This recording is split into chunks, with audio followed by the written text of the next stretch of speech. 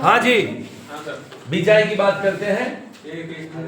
Bag filling बिजाई 6 kilo की गीले भूसे की, यहाँ पर भूसा नहीं बोलेंगे, क्या बोलेंगे exact word, compost. 6 kilo compost की ढेरी पर 100 ग्राम बीज डालना है, ठीक है। और फिर अपने को भरना है थैली के अंदर। थैली का साइज मैंने क्या बताया था आपको, 45 इंटू 60। लो साहब भर दिए, भर के मुंह बांध दिए, तो बांधे नहीं है यहाँ पर, पुड़की बना दिए, तो हमारा रबर बैंड का खर्चा बच गया। रबर लगाते उसका खर्चा लगता, या कोई बांधते मेहनत करते वो बच गई। तो यहाँ पर पुड़की बना दिया, रख दिया। इसको माइसीलिया रन फेज बोला जाता है कि माइसीलिया यहाँ पर अपनी ग्रोथ करेगा, वृद्धि करेगा, पूरे भूसे को पकड़ लेगा, एक गट्ठर बना देगा। ये हमने ऑयस्टर मशरूम के अंदर पढ़ा था कि 12 से 15 दिन के लिए छोड़ते हैं, यहाँ पर भी 12 से 15 दिन छोड़ना पड़ेगा। इस अवस्था में न पानी पिलाना न कुछ करना, केवल देखते रहना है। सफेद ग्रोथ अपने को बाहर से दिखती रहे, कोई दूसरा ग्रोथ नहीं आना चाहिए। तो ये माइसीलिया रन फेज है। आप अब तक यदि आपकी रैक्स नहीं बनी तो कोई दिक्कत नहीं, नीचे फर्श पर भी रख सकते हैं, लेकिन जहां पर हम आए जाए नहीं उस जगह पर इसको रख लिया जाए। और जब रेक बन जाएगा तब हम जो है इनको रेक के ऊपर रख देंगे। अब इसमें जब 15 दिन का टाइम, 12 दिन का टाइम पूरा हो जाएगा, स्पान रन कंप्लीट हो जाएगा, बीज बढ़वार पूरी हो जाएगी, तब अपने को केसिंग लेयर बनाना है 4 सेंटीमीटर का। वो केसिंग लेयर बनाने के लिए FIM की जरूरत पड़ेगी। सड़ा हुआ गोबर का खाद, गाय भैंस का गोबर डालते हैं, ऊपर तो कच्चा पड़ा रहता है, और आप जैसे जैसे खोदते जाते हैं नीचे पक्का, कैसे भाप निकलता है, उसमें कोई बदबू नहीं आती। उसको निकालना है, कितने की जरूरत है, 5 किलो, 10 किलो, 15 किलो, 20 किलो, ये अपने जितने बैग होंगे ना उस हिसाब से। एक बैग में यूं मान लो ऊपर की सतह पर आपका लगभग 250-300 ग्राम तक माल आ जाएगा, तो अंदाजा लगा लो 100 बैग है, 200 बैग है, उस हिसाब से आप कैलकुलेशन कर लो, उतना ले। एक ड्रम के अंदर पानी भरो, उस पानी के अंदर उसको डालो और किसी लकड़ी से उसको हिला लो। हिलाओगे तो हल्का वाला ऊपर रहेगा और उसमें जो भारी चीज है वो नीचे चली जाएगी। उस ऊपर वाले को हल्के को अंगुलियों के सहारे उठाना है और एक फ्लेक्स बिछा करके उसके ऊपर गिराना है, इसमें से पानी निकल जाएगा। तब हम क्या करेंगे, अभी इसको उपचारित करेंगे। ध्यान रखना है, उपचारित। एक बाल्टी लेंगे, ये कितने पानी से भीग जाएगा, मान लो 1 लीटर से भीग जाए तो उस बाल्टी में 1 लीटर पानी ले लो और 100 ml फॉर्मल्डिहाइड दवा। ये दवा हर जगह काम में आती है। फॉर्मल्डिहाइड को शॉर्ट में फॉर्मलिन बोलते हैं। तो दुकान वाला आपको फॉर्मलिन कहती तो आप कंफ्यूज मत हो ना कि यार सर तो फॉर्मल्डिहाइड बोल रहे थे। फॉर्मल्डिहाइड को शॉर्ट में फॉर्मलिन बोलते हैं। वो दवा 100 ml डालना, घोल बनाना और फुल स्प्रे पंप को चला करके उसके फुटबॉल को रख देना बाल्टी में और उस पूरे को गीला करना। ढेरी बना दी हमने, ढेरी बनी हुई है, समझ में आएगा और अच्छे तरीके से। और इसको हम गीला कर रहे हैं। जब ये पूरी तरह से गीला हो जाए तो हम इसको पैक कर देते हैं, ढक देते हैं। हम ड्रम के ऊपर प्लास्टिक का सीट डाल करके बांध रहे थे कि फॉर्मल्डिहाइड उड़े नहीं। और यहां भी हम क्या कर रहे हैं, इसको ढक रहे हैं, पॉलीथीन में पैक कर दिया नीचे पूरा और पत्थर वगैरह ऊपर रख दिया कि इसमें जो फ्यूम्स बने वो फ्यूम्स कहीं बाहर नहीं निकले और उसको पूरे को स्टेरिलाइज कर दे, निर्जंतुक कर दे। हमने ऐसा किया। ये काम हमारा कब चलता रहेगा, जब हम बिजाई करके फ्री हैं। अपने आप को फ्री रहने मत दो, स्टेप बाय स्टेप काम करते रहो। उधर बिजाई का काम होगा, स्पान रन हो रहा है, इधर आपके पास में टाइम है, आप इसको जो है ट्रीट कर लो, उपचारित कर लो। जैसे ही टाइम पूरा हो 15 से 12 दिन का, फ्लेक्स को वापस बिछाओ और उन थैलियों को एक एक को ले, एक एक थैली लेकर के उसके मुंह को खोलो, जिनमें बीज डाला था उन थैलियों को मुंह को खोल करके मुंह को नीचे फोल्ड कर दो। कोई आपके पास में बैग है, कट्टा यूरिया खाद था, खाद कम रह गया तो आप क्या करते हो, उसको ऐसे फोल्ड करते हो, ऐसे फोल्ड करना अपने को, फोल्ड करके और हाथ साफ करना है, फिर उसकी ऊपर की सतह टेढ़ी मेढ़ी है, ऊपर नीचे है, तो उसको खरोंच करके बराबर में लेना, लेवल में लेना। फिर फुट स्प्रे पंप चला करके पानी पिलाना है, इसको गीला करना है, ऊपर की सतह को गीला कर दिया। अब ये आपके पास में तैयार है। थोड़ी सी देर पहले आप ये काम करने से पहले इधर क्या कर लो, इस पत्थर को हटा दो और इस पॉलीथीन को खोल दो, और ये जो अंदर था ना आपका केसिंग मटेरियल, उसको अंगुलियों के सहारे ऐसे थोड़ा ढीला कर दो। तो इस दवा को जो काम करना था वो तो कर लिया, और ढीला करते इसमें जो गंध है वो सारी उड़ जाएगी। ये आपकी केसिंग के काम का हो गया। तो आपने जिन थैलियों को नीचे मोड़ा था ना, उनके ऊपर 4 सेंटीमीटर का लेयर बनाओ। तो 4 सेंटीमीटर का लेयर बनाना, एक गुटका तैयार कर लो, उसको थैली के सेंटर में रख दो, और अब इसके चारों तरफ जो है ना, इसमें से ले करके ये केसिंग मटेरियल इसके ऊपर डाल दो, इसकी बराबर में कर दो, पूरा बराबर में हो गया। अब इसको हटा दो, ये खड्डा रह गया, इस खड्डे में भी डाल दो, बराबर कर दो, अब पानी पिला करके रख दो। अब रेक पर रखा जाएगा। ये इतने दिन चाहे आपने रेक पर नहीं रखा, अब रेक चाहिए इसको। रेक लोहे की या बांस की हो, 4 फीट चौड़ी हो, 6 फीट लंबी हो, और आप चाहोगे मैं तो मेरे कुएं के ऊपर जमीन पर झोंपड़ी बना रहा हूं सरकंडे की, उसमें बनाना चाहता हूं, कोई दिक्कत नहीं। एक साथ 4 फीट की दूरी पर लठ गाड़ करके उनके ऊपर एक ही रेक बना दो, चाहे दोनों तरफ घूमने की जगह छोड़ दो। आधा फीट की दूरी पर पहला रेक बनाओ, फिर 2 फीट पर बनाओ, फिर 2 पर, इसलिए कि आपका ये बैग रखने के बाद में हाथ भी घूम जाए। 2 फीट इसलिए बोल रहा हूं, तो आपको अच्छी जगह मिल जाती है पानी पिलाने में, तोड़ने में, कोई दूसरे काम करने में। ऐसे करके आप जो है इनकी केसिंग मटेरियल को उसके ऊपर परत चढ़ाओ और पानी पिला के रखो। केसिंग करना है तो इस केसिंग कैसा होना चाहिए, जो मैं आपको बता दिया, जैसे 2 वर्ष की पुरानी हो, फॉर्मलिन का 2% का घोल मिला करके अपन उपचारित करें, 15 इंच मोटी केसिंग की परत बिछा दें। मैं 4 सेंटीमीटर आपको बोल दिया है ना, ये 15 इंच तो थोड़ी ज्यादा मोटी हो जाएगी, है ना। और फिर आपका फुट स्प्रे पंप से आपको पानी पिलाना है। यही चीजें हैं इसके अंदर। अब कुछ लोग क्या करते हैं, कहना नहीं मानते, बिजाई कर दी, बिजाई करके पेपर से ढक दिया तो गलत है, और रेक के ऊपर रख रखा है, ये रैक्स बना रखी है, इनके ऊपर रखा हुआ है, यहां पर कंटामिनेशन के चांसेस है पक्का। जब हम इतना अच्छा काम कर रहे थे, मुंह को बंद करके रख दो ना, दिक्कत क्या है। फिर जब जरूरत है मुंह को खोल लो, नीचे फोल्ड कर दो, केसिंग मटेरियल आपने जो बनाया उसकी 4 सेंटीमीटर की लेयर बना दो और पानी पिला दो, क्या दिक्कत है। लो साहब, नीचे की तरफ फोल्ड कर दिया और देखो ग्रोथ आई हुई है, बढ़िया बढ़वार आई हुई है, और इसके ऊपर 4 सेंटीमीटर का लेयर अपने को बनाना है।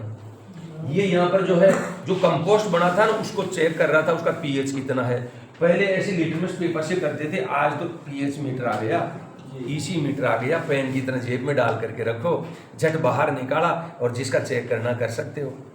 लो साहब, थैली को खोल दिया, इसमें केसिंग मटेरियल भरा हुआ है, वो जो उधर बनाया था ना उसको कट्टे में भर लिया, और फिर इसके सेंटर में देखो ये गुटका रख दिया, और चारों तरफ डाल रहा है, और केसिंग लेयर बना करके जो है रेक के ऊपर रख दी। तो ऐसे थोड़ा सा तरीके से काम करो। यहां रोज पानी पिएगा ये, इसमें बैग सूखने की जरूरत नहीं है। तो ओयस्टर में तो हम ज्यादा पानी पिला रहे थे, लेकिन बटन मशरूम में, दूध छाता में ज्यादा टेंशन नहीं लेना। क्यों, पॉलीथीन से पूरा गट्ठर ढका हुआ, केवल ऊपर ही तो जगह है, और ऊपर वाली जगह को आप देख लो, नमी बनी हुई है, कोई दिक्कत नहीं, नमी की कमी रहे, हल्की सी फुहार मार दो, बढ़िया तरीके से जो है केवल ऊपर ही ऊपर आएगी। क्यों, सब जगह से तो पैक कर रखा आपने, तो आएगी तो ऊपर ही आएगी। हमेशा बटन मशरूम, दूध छाता मशरूम केवल ऊपर ही आती है, और ओयस्टर मशरूम, ढींगरी मशरूम कहीं से भी आ सकती है, क्योंकि उसमें पॉलीथीन नहीं रहता, उसको हम हटा देते हैं। ये केसिंग किए हुए हैं, 4 सेंटीमीटर की लेयर बनाई हुई है।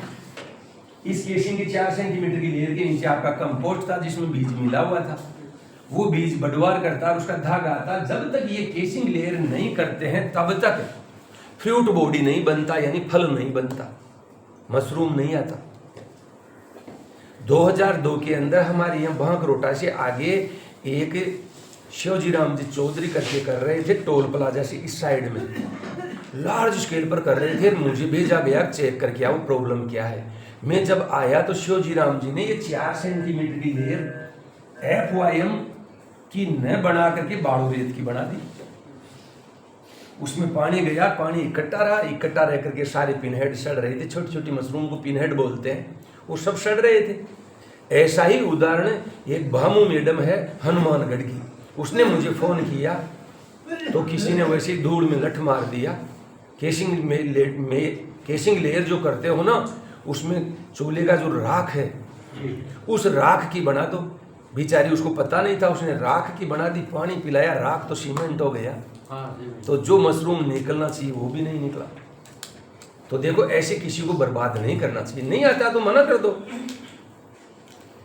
विदेश वाले लोग तो मैक्सिमम यही कहते हैं श्योरी श्योरी श्योरी, हर जगह श्योरी। आप कहोगे मेरी मदद कर दो, श्योरी। कहीं भी ये नहीं कहते कि हाँ अपन तो हर किसी के लिए तैयार हो जाते हैं, मैं हूं ना, है ना, वो टेंशन नहीं पालते। तो अपनी ये जो ज्यादा हाँ करने की आदत है ना, ये भी गलत है। इतना भी नहीं, टोरे नहीं मारना। नहीं आता तो कोई बात नहीं कि भैया एक्सपर्ट से पूछो, उनसे बात करो, या हम बताते हैं पूछ करके। इस हिसाब से किया। अब उदयपुर में आदिवासी लोग हैं तो उनसे भी जो है मशरूम उगवाते हैं। एक NGO है वो उनसे उगवाता है, उनसे खरीद लेता है। अब देखो आप इतनी देर में रेक बोल रहा था, रेक भी समझ में आना चाहिए। हमने लोहे की बनवा रखी है, नीचे भी है, इसके नीचे भी है। आधा फीट पर पहला शेल्फ बना दिया, दूसरा बना दिया, तीसरा। अब देखो इसमें आडी डंडियां लगी हुई है थोड़ी थोड़ी दूरी पर। ये 4 फीट और लंबाई 6 फीट की है, 48 बैग आ जाते हैं।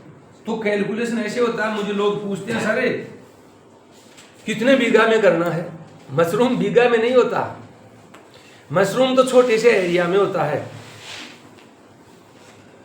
समझ गए मेरी बात? छोटे एरिया के अंदर सिस्टम से करो, तरीके से करो। इंडोर कल्टीवेशन बोला जाता है। और पूरी एक एक चीज का कैलकुलेशन रखो, हमेशा डायरी खोल करके रखो, क्या खर्चा किया, जिस दिन मिलना शुरू हो उस दिन से क्या रेट गया, कैसे गया। तब जाकर के मैं आपको जो कैलकुलेशन करवा रहा था ना, वो तब हुई है। क्यों? मैं तो ट्रेनिंग में मेरे लोगों को पहले कह देता हूँ, भैया एक डायरी खोलना, आपको रजिस्टर खोलना है, उसमें कितना खर्चा किया, कितना मिल रहा है, वो करोगे तब इकोनॉमिक्स बैठेगा। तो फिर देखोगे अपन खेती जो कर रहे हैं उसमें लाभ भी हो रहा है कि नहीं। अपन तो वैसे ही चलते रहते हैं, इतने सरसों हो गई, उससे पार नहीं पड़ेगी। सरसों को करने में कितना खर्चा हो गया उसको देख लो, बात बराबर सी आ जाती है। मैंने पूरी इकोनॉमिक्स निकाल रखी है इनकी, है ना। तो ऐसे आपको करना है और ऊपर मशरूम आना शुरू हो जाएगा। ऐसे इस टोपली को तोड़ना, ऊपर से पकड़ा, घुमा दिया, केवल गोलाई के अंदर घुमाना, टूट जाएगी, टब के अंदर ले लो आप, छबड़ी के अंदर। ऐसे आप अच्छा रोज सबसे पहले काम यही करोगे, मैं कल भी बताया था। कमरे में घुसोगे, पहले हार्वेस्टिंग करोगे, कोई आड़े जाड़े हैं उनको हटाओगे, नीचे झाड़ू निकालना, धीरे धीरे वो निकालोगे, फिर इरिगेशन करोगे। ठीक है? और इरिगेशन करोगे उस टाइम में आप देख लोगे कि इरिगेशन से पहले कहीं खड्डा हो गया, ये निकलते निकलते तो उस खड्डे की पूर्ति कर दो। जो आपके पास में केसिंग मटेरियल बना हुआ था, जो आपने डिब्बे में रख लिया था सुरक्षित, लो साहब, तो बड़े अच्छे तरीके से आती है। अब सोच लो आप, हम गवर्नमेंट में 350 बैग भर देते थे, इसका जस्ट डबल रूम हमारे पास में था, उसको खचाखच भर देते थे। और हो सकता है अभी वो फोटो आ जाए तो वो भी दिखा दूंगा, हैं। और सिंचाई टाइम टाइम पर करना आपको, इसमें ज़्यादा टेंशन नहीं लेना। अपन तो काश्तकार लोग हैं, देख लेंगे थोड़ा सा, उसको देख करके अंगूठी लगा कर देख लेंगे, देखें सूखा कि नहीं सूखा, सूख गया तो और किसी कुमार लगा देंगे। बड़ा तरीके से किया जा सकता है, इसमें कोई सब प्रॉब्लम नहीं। ये लो साहब मैं कह रहा था वो आ गया, ये देखो ऐसे रखते थे। अब जैसे अपने किसान लोग आते थे, किसान जानते नहीं थे, वो अपने जूते शूज वगैरह उतारने लग जाते थे। मैं कहता क्या करोगे सर, ये तो बहुत अच्छी जगह है ना, इतने समझदार है अपने लोग। यानी जूतियां नीचे, जूते नीचे उतार करके फिर कमरे में घुसते थे। किसान तो बहुत जोरदार काम की चीज है, उसको तरीके से करवाया जाए ना, मजा आ जाए। मैं कह रहा हूं प्रोडक्शन तो इतना कर देगी, इनके पास में रखने के लिए जगह नहीं मिले। आज भी इतना प्रोडक्शन आ रहा है कि इनका पुराना माल तो निकलता नहीं है, अपन नया लेकर के आ जाते हैं।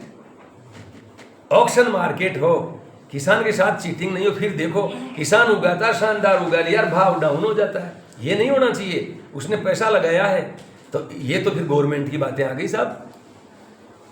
वो ऑक्शन मार्केट बनाए, लेने वाले तैयार रहे। ये छोटे छोटे देश है हॉलैंड जैसे, उनमें ऑक्शन मार्केट है, किसान नहीं आता है, खरीदने वाले आपकी तरह बैठे रहते हैं। किसान का केवल माल आता है, माल आता है, एक गेट में से घुसता है, उनके सामने से धीरे धीरे गुजरता है ट्रॉली पर और दूसरे गेट से निकल जाता है। जिसको लेना वो सबसे पहले रेट लगा देगा, तो जिसको डिमांड है वो ज्यादा रेट लगाएगा, क्योंकि उसको डिमांड आया हुआ है, उसको माल चाहिए। वह तो सारा सिस्टम है, तो किसान को फायदा होता है। और अपने यहाँ बोली लगती है, ट्रैक्टर ट्रॉली खड़ा कर देते हैं। अब क्या करें, अपने सामने बोलियां लगाते हैं, वापस ले गए तो भी कोई बात नहीं, कह देते हैं यार तो जो लेना है वो ले ले, जो देना है वो दे दे। हम डिस्ट्रेस सेल में आ जाते हैं। लो साहब, छोटी छोटी पिनहेड लिखे, इनके लिए बोल रहा था मैं, पिनहेड छोटी छोटी मशरूम आना पिनहेड बोला जाता है।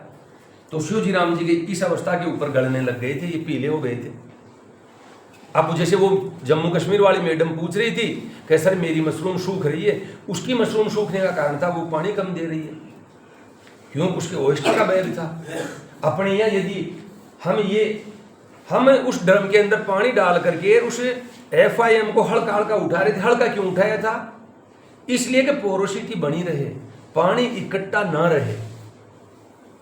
नहीं तो हम तो रेवड़ी में से उठा करके वैसे ही उसको उपचारित करके पूरे को टिका देते, लेकिन उसमें से भी हमने अच्छा हल्का वाला उठाया है। हर जगह कुछ ना कुछ कारण रहता है, रीजन रहता है। लो साहब, ये ऐसे आदिवासी लोग हैं, ये बेचारों को इनको काम मिल जाता है, ये काम कर लेते हैं और इनको जो है पैसा दे दिया जाता है, इनसे खरीद लिया जाता है। तो अब कोशिश ये रह रही है कि जो भी मशरूम उगाए उसका डाटा हमारे पास में आए, हमारे को इन्फॉर्म करें, फिर हमें डिमांड आती है तो हम आगे वालों को बताएं भैया इन किसानों से आप मिल लो और ये कर रहे हैं। मेरे को कई बार आता है सर इतना क्विंटल माल दिला दो, इतना दिला दो। हकीकत में डिमांड है, लेकिन ये हो रहा कि उगा कौन रहा है, लेना कौन चाहता है, इन दोनों को पता नहीं है। हम दोनों के बीच में होते हैं तो ब्रिज का काम करते हैं, कह देते हैं ये उगा रहा है इससे ले लो, ये लेने वाला, दोनों को मिला देते हैं, अपना मार्केटिंग वाला प्रॉब्लम खत्म। इस हिसाब से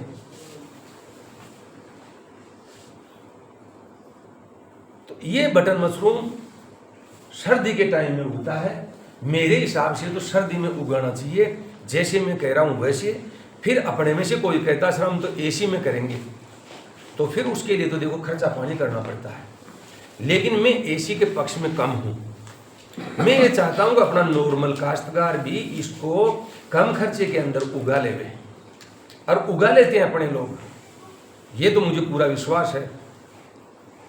अब जिस हिसाब से बैठ जाए उस हिसाब से अपन देख लें, नहीं बैठे तो कोई बात नहीं, अपने को कम से कम नॉलेज ही हुआ है। अब जो लोग कटिंग करते हैं, तुड़ाई करते हैं इसका ना, तुड़ाई करके जो है इसको टब के अंदर पानी लेकर के उसमें डालते हैं, लेकिन अब उनको ध्यान नहीं रहता तो पकड़ पकड़ के ऐसे धोते हैं। तो ऐसे नहीं करना, केवल डाल दिया, अंगुलियों के सहारे उठा लिया, मोटे कागज के ऊपर रख दिया, या अपना लट्ठे का वो कपड़ा रहता है ना, चद्दर देसी गांव वाला, उसके ऊपर डाल दिया, पानी को वो सोख लेता है। फिर 250-250 ग्राम के पैकेट बना दो, अचार बना सकते हो, नमक का घोल बनाकर डिब्बों में 1-1 किलो की पैकिंग करवा सकते हो, जैसे गुलाब जामुन रसगुल्ला मिलता है ना, वैसे करवा सकते हो। ऐसा भी चल रहा है आज की तारीख में मार्केट में। हाँ, ब्राइन सॉल्यूशन बोलते हैं, नमक का घोल, उसके अंदर कर सकते हैं। जब वो ज्यादा रगड़ देती है तो लाल कलर हो जाता है इस मशरूम का, और इसका लाल कलर हो जाता है तो प्राइसेज कम मिलती है।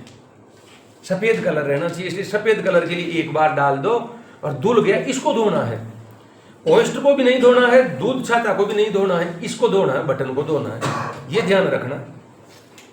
ठीक साहब। अब बाजार भाव मैं आपको बताया 40 रुपए का 200 ग्राम का पैकेट मिल रहा है, तो अपने हिसाब से देखो आप। और जब आप धो दो तो एक जगह लाओ, एक जगह ला करके इनको जो है प्लास्टिक की पन्नियों के अंदर पैक करो। आप चाहे मशरूम करो चाहे कोई दूसरी चीज करो, एक चीज का ध्यान रखो, हमेशा पैकिंग किया करो। मैं अभी सवाई माधोपुर गया था सेंटर ऑफ एक्सीलेंस पर, अपने फॉरेस्ट गार्ड वाले वो जो होते हैं ना, उनको पढ़ाने के लिए। मैं आ रहा था तब ट्रेन के बाजू में खड़े होकर के लोग बाग अमरूद बेच रहे थे। उनको ऐसे परेशान होने की जरूरत नहीं।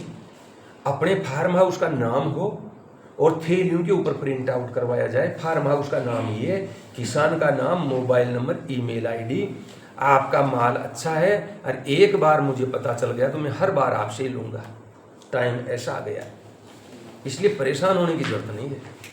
और ग्रेडिंग पैकिंग करके अपने माल को उतारो। हम हिमाचल प्रदेश का एक किसान है, वो अपनी सेब को कभी भी मार्केट में नहीं बेचता है। सेब को लेने वाले बगीचे में पहुंच जाते हैं। और ऐसे अनार अपने राजस्थान में सबसे ज़्यादा जो है बाड़मेर में हो रहा है, उसको थार अनार के नाम से बोला जाता है।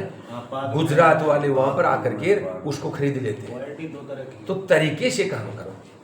अब टाइम ये कह रहा है कि पहले इतना मेहनत नहीं करना, दिमाग ज़्यादा लगा। इस मशरूम का एक दिक्कत है, आप इसको सितंबर लास्ट अक्टूबर से शुरुआत नहीं करते हो। मान लीजिए नवंबर में आपने जो शुरुआत की कंपोस्ट बनाने की, तो दिसंबर का टाइम पूरा चला जाता है, तो जनवरी, फरवरी और मार्च तक जाएगा। इसका मतलब फरवरी में गर्मी बढ़ जाती है। तो ये क्या करता है कि ये डंठल है, ऊपर टोपली जो रहती है ना, इसका टोप, वो टोप यहाँ से खुल जाता है, खुल जाता तो फिर भाव नहीं मिलता। तो हमेशा ध्यान रखो, किसी भी मशरूम के अंदर कोई डिजीज वगैरह नहीं आएगा शुरू में, बिल्कुल भी। क्यों? खुद ही बीमारी है, कीड़ा जरूर कोई आ सकता है, लेकिन हम शुरू में करेंगे तो शुरू में कीड़ा भी नहीं आएगा, पक्की बात है। वो तो जब लार्ज स्केल पर किया जाता है, लगातार मशरूम मशरूम मशरूम मशरूम की सारी चीजें फार्म में पड़ी रहती है, तो जाकर के कीड़े लगने लगते हैं। क्योंकि हम रेजिड्यूल छोड़ देते हैं, उसके कुछ अवशेष छोड़ देते हैं, उन पर कीड़ा पनप जाता है। तो आपको ध्यान एक ही रखना है इस मशरूम के केस में कि अपना जो झोंपड़ी या कमरा है उसमें कार्बन डाइऑक्साइड का कंसंट्रेशन नहीं बनने देना है, पहला काम। उसकी मात्रा ज़्यादा नहीं बढ़नी चाहिए। जैसे आप में से कोई आदमी अभी बाहर जाओ और उधर हवा लेकर के और वापस इस कमरे में घुसो, इस कमरे में अभी कार्बन डाइऑक्साइड बढ़ गया है। वो बढ़ गया है अपने लिए गलत है, क्योंकि हम ऑक्सीजन को पकड़ लिए, कार्बन डाइऑक्साइड लगातार निकाल रहे हैं, अपने लिए हानिकारक है, लेकिन पौधों के लिए अच्छी है वो। ऐसे ही इस मशरूम के लिए जब कार्बन डाइऑक्साइड बढ़ जाता है तो नीचे से खुल जाता है, ओपन हो जाता है। तो इसका मतलब ताजा हवा देना है। दूसरी बात, मशरूम के बैग को कभी भी प्रकाश नहीं मिलना चाहिए। जो लाइट आती है ना सूर्य भगवान की, ये बिल्कुल भी नहीं लगनी चाहिए, ये अंधेरे में होता है। इसलिए हम झोंपड़ी में या कमरों में उगा रहे हैं, ठीक है ना। और फिर इसके बाद में तीसरी बात, यदि खुल जाता है और आप काम में लेना चाह रहे हैं, सूप वगैरह बना रहे हैं, तो इसका बना डालो, बिगड़ा कुछ नहीं है इसका। केवल इतना सा ही फर्क है, जैसे एक आदमी ठीक ठीक दिख रहा है, हम उससे बातचीत करेंगे, लेकिन उसका एक्सीडेंट हो जाए और अंदर से कुछ चीज बाहर निकल जाए तो हम मुंह घुमा लेंगे, बस इतना सा ही फर्क है। वो खुल जाता है तो मार्केट वैल्यू डाउन हो जाता है, बस। बाकी कोई ऐसा नहीं कि इसके पोषक तत्व कम हो गए हो, ऐसा कुछ नहीं है। तरीके से दो करके ले लो। आप जो है ग्रेडिंग करना चाहते हो, ग्रेडिंग कर दो, बड़ी को एक जगह, छोटी एक जगह और छोटी एक जगह, ऐसे। अब कोई कहता है मुझे बड़ा बड़ा मशरूम चाहिए, वो थैलियां निकाल के दे दो, कितना पैकेट चाहिए जी, इतना ले लो। कोई कहे मुझे छोटा चाहिए, छोटा दे दो। हमेशा ग्रेडिंग करो। अपने सरसों को ही देख लो, चलो अपने एरिया में सरसों ज़्यादा होती है, सरसों को अपन घर पर लाते हैं, एक साथ थ्रेशिंग कर करा के डाल देते हैं, अपने सामने खरीदने वाले आते हैं, छलने से छान करके और बढ़िया बढ़िया को ले लेते हैं, नीचे कचरा अपने लिए छोड़ जाते हैं। उसी को तरीके से आप छान करके किया जाए, अपने खाने के लिए उसी में से तेल निकाला जाए, उसी में से खड़ी निकाली जाए, उस खड़ी को 1.5 से 2 किलो पर स्क्वायर मीटर के हिसाब से जहाँ पर हम पौध तैयार करते हैं या सब्जियाँ तैयार करते हैं, उस खेत में डाला जाए। फिर देखो आप, मूंगफली की खली में 7% से ज़्यादा नाइट्रोजन पाया जाता है, और आप यूरिया खाद के पीछे दौड़ते हो। दौड़ने की जरूरत ही नहीं है, तरीके से काम करो। तो उस चैप्टर को बोला जाता है इंटीग्रेटेड न्यूट्रिएंट मैनेजमेंट, समन्वित पोषक तत्व प्रबंधन। लो साहब, पैकिंग तैयार हो गई और डिमांड के हिसाब से जो है आप इनको निकाल दो। अब बात आती है देखने की कि हमने 6 किलो का बैग भरा था, उसमें से माल कितना निकलेगा, इकोनॉमिक्स निकलना चाहिए। हमेशा ध्यान रखो, जितना आपका सूखा भूसा था वो पानी सोख करके 4 गुना हो जाता है। जैसे ओयस्टर मशरूम में बात करें 6 किलो का बैग था तो उसमें 1.5 किलो भूसा ही था, वो 1.5 किलो पानी सोख करके 6 किलो वजन हो गया था। इसका मतलब एक थैली से 1.5 किलो ही निकलेगी। तो इसकी हम कैलकुलेशन ऐसे करें कि मुझे कितना किलो प्रोडक्शन चाहिए टोटल, संख्या 1.5 से गुना कर दो, इतनी थैलियां बढ़ा दो, 500, 700, 1000, 2000, 5000 वो करना है। फिर एक ध्यान ये रखो, मशरूम निकलने वाला 15 दिन में, जैसे अब 15 दिन बाद में निकलने वाला है थोड़ी सी देर के लिए, तो आज से ही तैयारी कर लो दूसरे मशरूम को उगाने का, ताकि ये कंप्लीट हो गए, उसमें स्पान रन कंप्लीट हो गई, उसका प्रोडक्शन फेज आ जाए। ऐसे रोटेट करके पूरे तरीके से साल भर के लिए इस मशरूम को आप ले सकते हो। हम लोगों को दिखाने के लिए डिब्बों में जो है प्रिजर्व करके रखते हैं कि ये बटन मशरूम, ये दूध छाता, ये है दूसरा वाला मशरूम है। और इस मशरूम की बात करते हैं अपने कितना कितना इसमें सब्सिडी मिल रहा है। तो मैं आपको बताया था मशरूम उत्पादन की इकाई बनाना चाहती हूँ तो 20 लाख रुपया टोटल कॉस्ट माना गया है। 40% बैंक एडेड सब्सिडी है इसके ऊपर। आप प्रोजेक्ट रिपोर्ट बना करके आपके डिप्टी डायरेक्टर सबमिट करोगे, वहां से पंत भवन जाएगा, वो सैंक्शन हो जाता है तो आप काम कर सकते हैं। दूसरा, स्पान बनाने की इकाई लेना चाहते हैं, छोटा कमरा बनेगा, ऑटोक्लेव है, लेमिनार एयर फ्लो है, ग्लास वेयर्स है, छोटी मोटी जो भी चीजें आती है, तो 15 लाख रुपए टोटल कॉस्ट माना गया। 40% बैंक एडेड सब्सिडी है, ठीक है। तीसरा, यदि कंपोस्ट की इकाई बनाना चाहते हैं, यानी नीचे से पक्का फर्श होगा, ऊपर टीन शेड होगा, यहाँ पर जो 4-5 फीट तक दीवार होगी लाल ईंट की, उस पर जो है जाली होगा, उसके लिए 20 लाख रुपया माना गया है। 40% बैंक एडेड सब्सिडी है। तो टोटल 20, 40 और 15, 55 लाख रुपए का प्रोजेक्ट है। आज की तारीख में चालू है, लेकिन लोगों को पता ही नहीं है। और मैं कह रहा हूं ये 40% बैंक एडेड सब्सिडी है ना, सच्ची बताऊं, प्रोजेक्ट रिपोर्ट बना करके सबमिट कर दो, इस पैसे में से भी आपके किसानों के हिस्से में पैसा बच सकता है। मैं अपने गवर्नमेंट वाले अधिकारियों को जो इसको हैंडल करते हैं उनको ये कह रहा हूं कि हमारे किसानों को बाइफरकेट करके दिखा दो कि कमरा इस साइज का होगा, छोटा इनोकुलेशन चैम्बर इस साइज का होगा, कंपोस्ट यार्ड इस साइज का होगा, ताकि हमारे किसान इनका फायदा ले सकें। तो अब धीरे धीरे जो है इसके ऊपर भी काम होने जा रहा है। और आने वाले कुछ टाइम में हम आपको 3-3 दिन का ट्रेनिंग प्रोग्राम IHRC में देंगे। उसमें अपने किसान को हम बीज भी देंगे, बाविस्टीन, इमिडाक्लोरपिड, फॉर्मल्डिहाइड, ये भी आपको साथ में ट्रेनिंग के साथ में ही देंगे।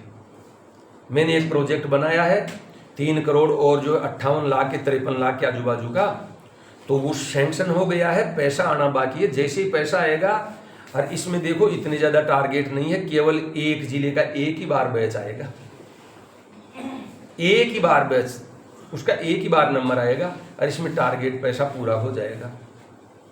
तो ध्यान रखना, डिप्टी डायरेक्टर जो हॉर्टिकल्चर वाले उनसे कांटेक्ट रखना कि जब भी 3 दिन की उसमें भेजो तो आप फिर अपने हिसाब से उस हिसाब से करना। और जो कोई अभी करना चाहता है वो अभी कर सकता है। तो आपने मुझे बहुत अच्छे तरीके से सुना, सभी को लॉट ऑफ थैंक्स, बहुत बहुत धन्यवाद। ऐसे ही सुनते रहो, आगे बढ़ते रहो।